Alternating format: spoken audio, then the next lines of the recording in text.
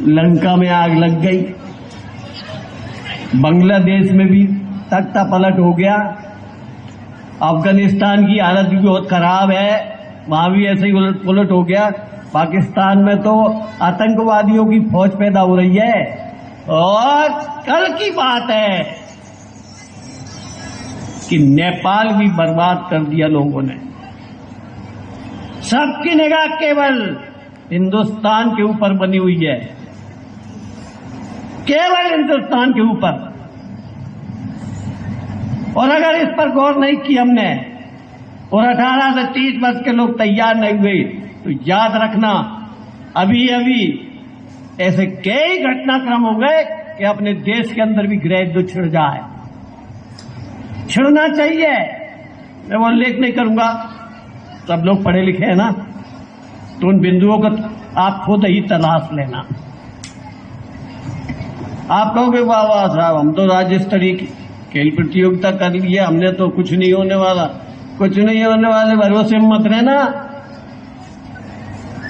जब रामचंद्र जी ने, श्रीमान थोड़ा सा 2-3 घटना, बस ज्यादा नहीं लंबी, सर मेरे को भी भूख लग रही है, मेरे को गोली दवाई खाना है। रामचंद्र जी ने जब धनुष तोड़ दिया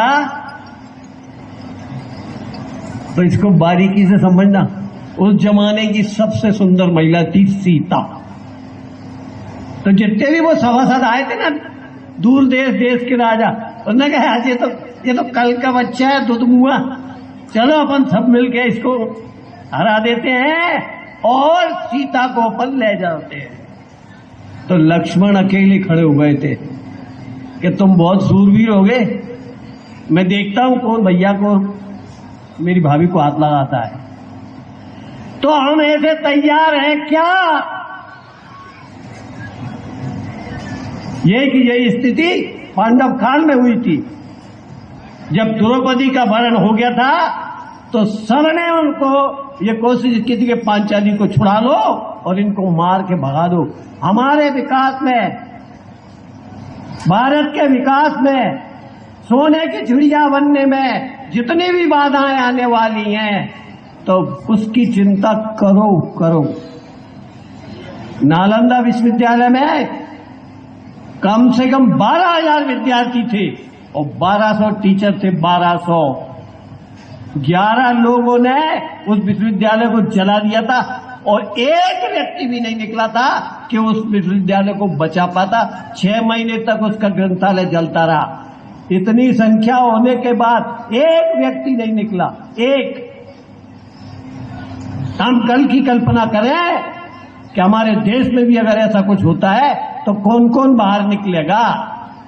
होगा जरूर होगा। ये मैं बिल्कुल चुनौतीपूर्ण कह रहा हूं क्योंकि मुझे भी ये दिख रहा है। बहुत दूर से देखता हूं मैं कि आज ये हो रहा है, आज कल जहां हो रहा है। अरे तुम यार खूब भजन कीर्तन करने वाले हो, तुम्हें समझ में नहीं आई थी? इतनी जोर जोर से डीजे बजा रहे हो। सुप्रीम कोर्ट का स्पष्ट आदेश है, किसी का हार्ट फट जाए वो तो जमीन से उठ जाएगा। तुमको तुम्हारा मजा ही आ रहा है, लगे डीजे का। तो ये सुधार की नहीं, ये झगड़े की जड़ें हैं। तो ये ऐसा कुछ होने वाला है, ये बात पक्का मानना। मैं जिला दंडाधिकारी जी के सर्वत्र निवेदन करता हूं कि श्रीमान सावधान हो जाइए, नहीं तो ये जितने भी ये स्कूटी वगैरह लेके गए ना यहां से, कोई इनमें 2 थप्पड़ लगाएगा और स्कूटी छुड़ा ले जाएगा, कोई भी।